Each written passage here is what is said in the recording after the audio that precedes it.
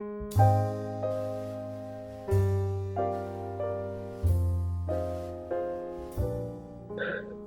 I was a child, I witnessed many things.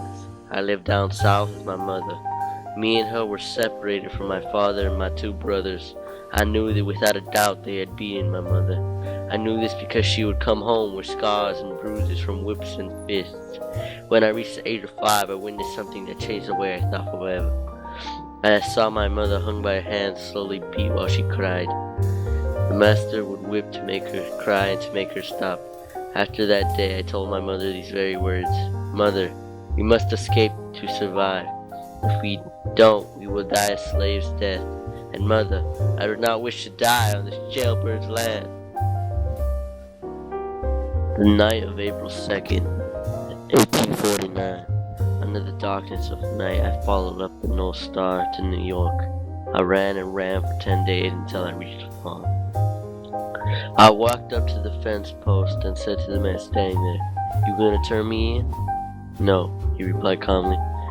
I was surprised that he let me in his house. He gave me food, water, and a room. I felt happier, but sad knowing that I would no longer see my mother. They treated me as one of their own. They let me help with work. They even let me leave the farm with them. Life was great. I was even happier when President Lincoln passed Emancipation Proclamation. This proclamation wanted to free all slaves in the rebellion. It had been 13 years since I met Gary, the one who took me in.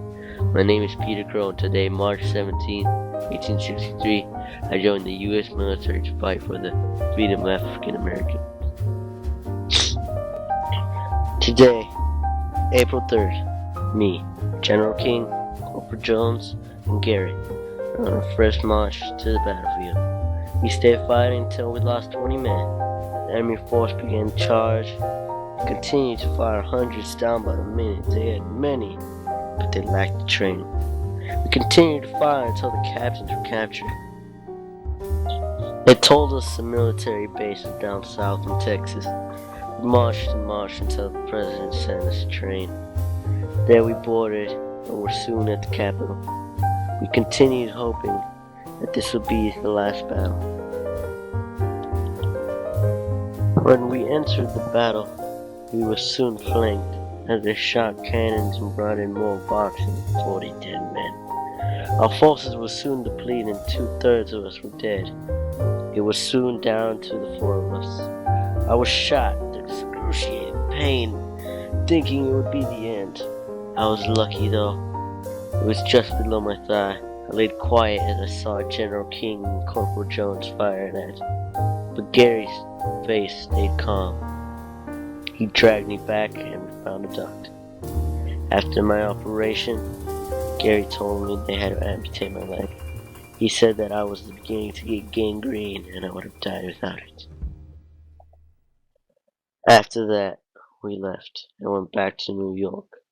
I was weaker but happier that I played a part in the victory of the North. I visited the Gettysburg Address.